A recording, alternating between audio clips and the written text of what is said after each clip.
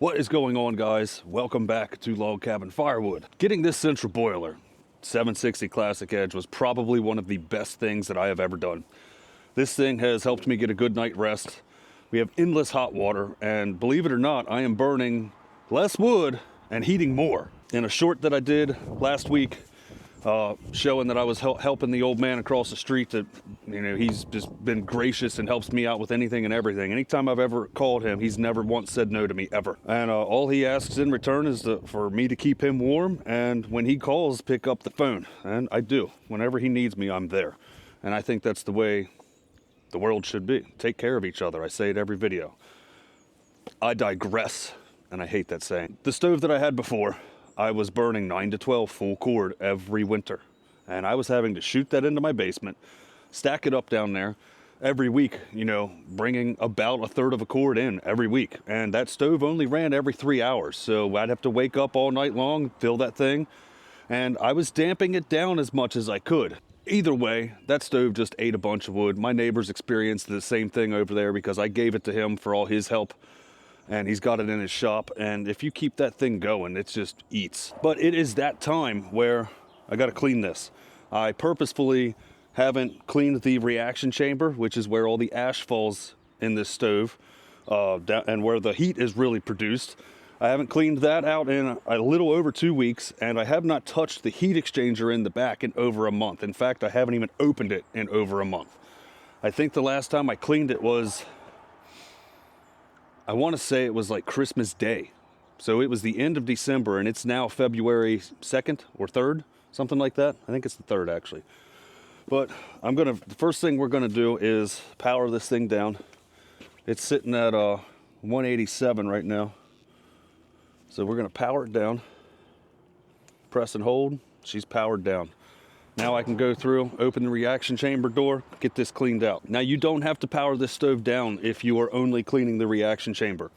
There is a sensor, a door trigger on there. Once you open that door, it does tell the computer, hey, the door's open, let's not fire this thing up and blow a fireball out into whoever is cleaning this space. The one short that I put out, I had a massive fireball in here. I showed 2 of them, actually. I showed one with the bypass door open, which that explosion was completely unexpected. I didn't know that was going to happen. And then I showed one with the bypass door down, so it would properly show how the fireball works. There's probably going to be 6 shovels because this thing is getting pretty full. We'll get that shoveled out. Then we'll go around to the back to the heat exchanger. All you need for this is the little tool that central boiler gives you and a shovel. You can see here, she's kind of full. I haven't shoveled this out in a couple weeks. That's why I said there's probably gonna be 6 or 7 shovels out of this.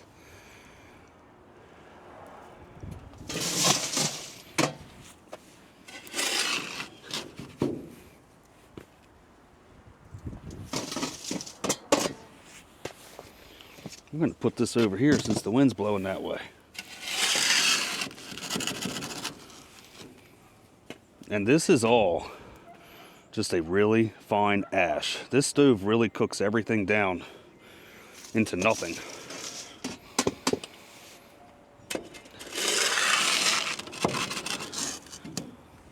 It's clumpy, but there are no chunks. Oh, look, there was a piece of wire and a piece of cherry. It did come through.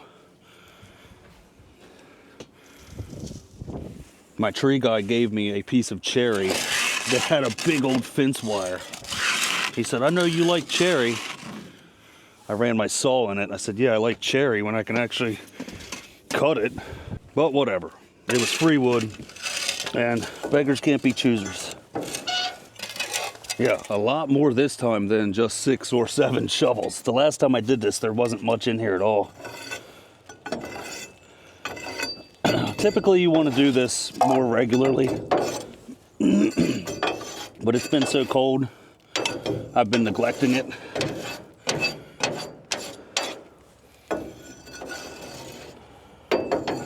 I'm just kind of pushing it in front of the ceramic piece.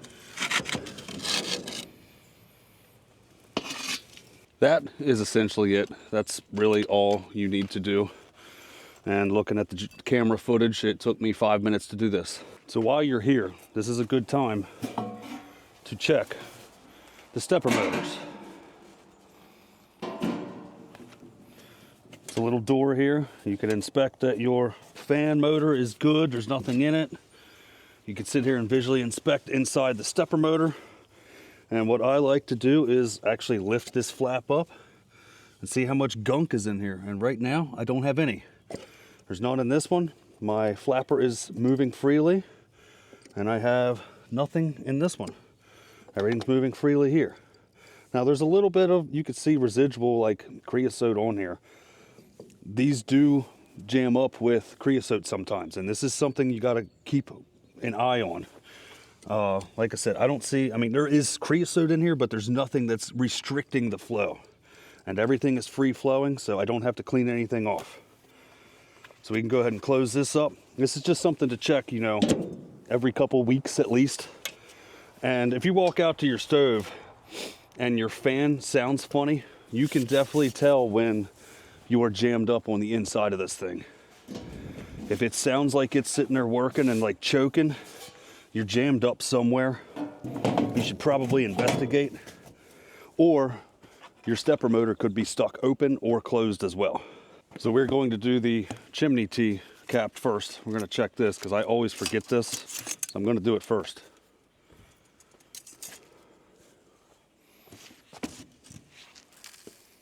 Now you can see there is nothing in here except for fine dust.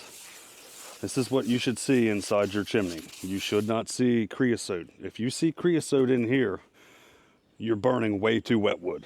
That's all I can say.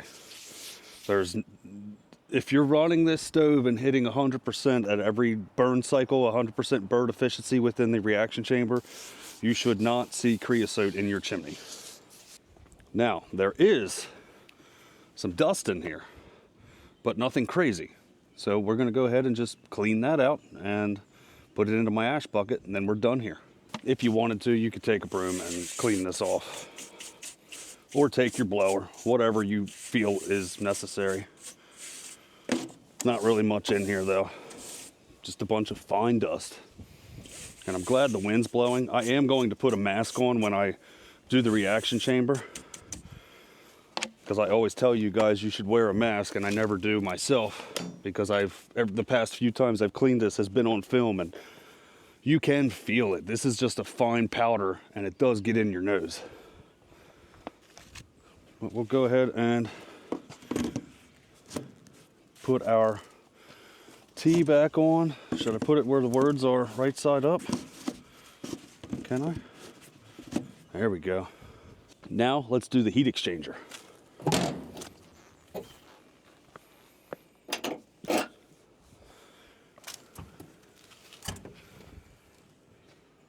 This is what you want to see. You shouldn't have no creosote back here at all. Just a fine, powdery dust.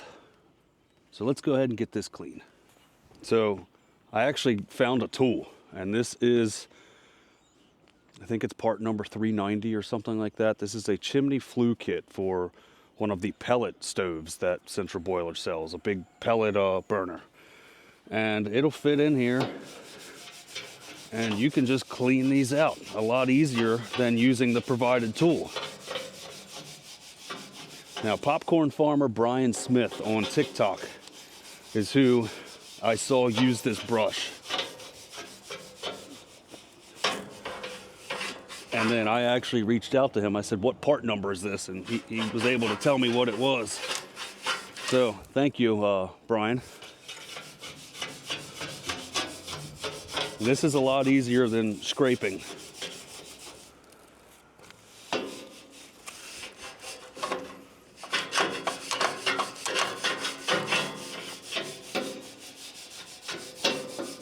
And guess what? Why didn't you guys yell at me yet? There we go. Got to use protection.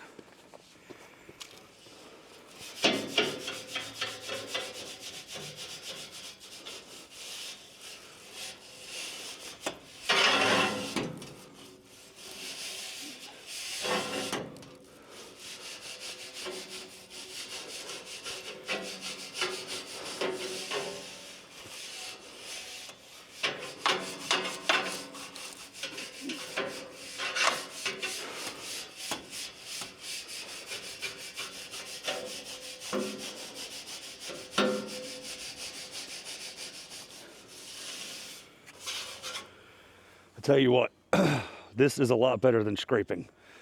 I will find the part number and I'll put it on the screen down here below of what this little brush is, but this makes it a lot easier to clean this thing. Because this is the tool that they provide with the stove. I mean, it works, but you got to sit here and scrape. But then this piece here, you can still go back and make sure the back is clean. So before everybody asks, Jack, where are the turbulators? The little metal things that go in between these. I'm not going to tell you to run them or to not run them, but you see mine aren't in here. And that's all I'm going to say about that. You make your own decision. I will take my broom now and clean off any residual mess that's on here. And also the little aluminum shield that's here on your door. It's like a little piece of insulation, reflective insulation. I will clean it off as well. You don't have to, but it just keeps the dust out of the stove.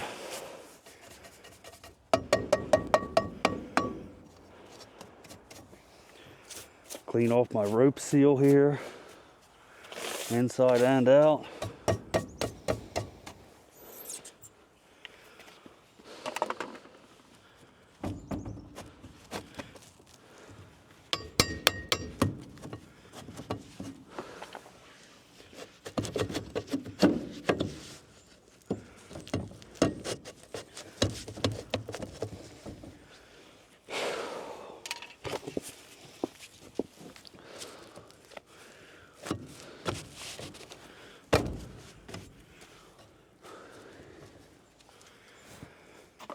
Now, the fun part.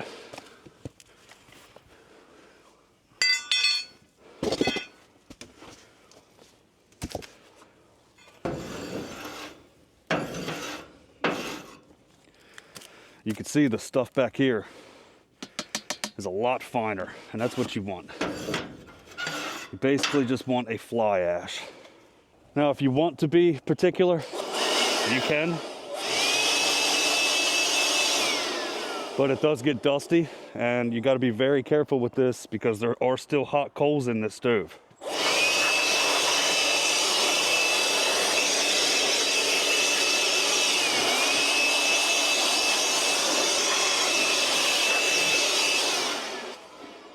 But that is the long and the short of cleaning the heat exchanger back here. You don't want any big thick chunks back here. It should just be dust. And this brush, again, I will put the part number in here. And thank you again, Popcorn Farmer Brian Smith. This thing is awesome. It does not come with the stove, but I think it's 50 bucks plus shipping wherever you are. Definitely think it's awesome. Central Boiler actually did send me this, so thank you guys. Now we can put our cover back on the back. And we are done back here. So altogether on my camera, I have about 22 minutes wrapped up into this cleaning. And like I said, the last time I've cleaned the back out was in December. There was a lot of ash in there. I probably won't go this long again in between cleanings, but it's definitely doable. You don't have to be so tedious with this thing. Your first year, yes, you're going to be, you know, exploring the stove and learning the stove. I'm learning this year that I can run this thing a little bit more aggressive, and it's working out. I'm trying some bigger chunks. You can see I've got some bigger chunks here, and yes, it's pine, but some of this stuff is good size pieces of wood. Typically these stoves like the small stuff. They like good, you know, 4x4 squares, 4x5, 6x6. As long as it's seasoned, it will eat it. But it does prefer the smaller splits. But all in all, I think this stove is amazing. I would buy it 10 times over if I had to. And I 10 out of 10 recommend this brush. This just made my job a lot easier than it normally was scraping. I was able to stand up and use this thing. It's got a little handle on the one side, or you can take this fiberglass rod off and just attach it right to the thing, and then you could just, you know, go in and out with it. 10 out of 10 recommend. You could contact your local dealer for stuff. It's the 3-inch flue brush for, I believe it's the Maxim pellet stove. It's still a big boiler. It's just a smaller or it's basically a big pellet stove. But yeah, that is it. Now we can go through and turn this thing back on. Folks asked in another video, you know, does the fire go out? Is there still a fire going on in this? And yes, there's still a fire going on in here. All we did was kind of choke it out while we were cleaning. And the reason I turned this off is because the back door, the stove can still kick on while the back door is open, and I didn't want this thing kicking on. But we'll see. The reaction chamber's now at 23%, and that's pretty good that it's already 230 degrees in there, and I just kicked it on. And you can see there's still nothing like smoke-wise coming out of this thing. We did drop, what, 7 degrees? I think we're 181 now. We were 188. So yeah, this the fire, you don't have to put your fire out in this thing. It just kind of slows its roll down. There's still an active coal bed in here, and I haven't opened this thing up yet because it's not time to fill it. I mean, I can open it, but I don't have to. And there we are, about 5 minutes later. We are back to our 100% efficiency. I don't know if you can see that in the sun or not. That's what you typically should see with these. Once you load these, or once you clean these, or the stove fires up into a demand cycle, within 3 to, I'm gonna say like 5, 6, 7 minutes tops, your stove should be hitting 100% efficiency. If you've got a good coal bed, if you're breathing properly, there shouldn't be many times in the day where this thing doesn't hit 100%. Yes, when you load it up sometimes, because the water temp might be higher, it might not get to that 100% efficiency. For the most part, 99% of your burns, though, should always be hitting 100%. Sometimes they'll go higher. I've had this all the way up to 112%, but I also think that's because my reaction chamber was full of ash, and the heat was riding over the ash, and there's a heat sensor towards the back of the stove. It's probably, the temps inside the refractory are probably hitting close to 2,000 degrees, but because the temperature gauge is in the rear of the stove, it dials it down and says it's only about 1,200. Well, 112% is about 1,200 degrees. I don't know. I can't stick my head in there or stick a thermometer and tell you exactly what it is. But look, smokeless. That's what you want, smokeless. Take care of each other. I hope this helps somebody in the community with one of these stoves. If you got any questions, you can always drop it down in the comments. You can shoot me an email, logcabinfirewood83@gmail.com, or I am Jack Mischke on Facebook. You can follow me there. I post daily shorts there and talk about this stove too. But that's all I got for now. Take care of each other, and thanks for watching.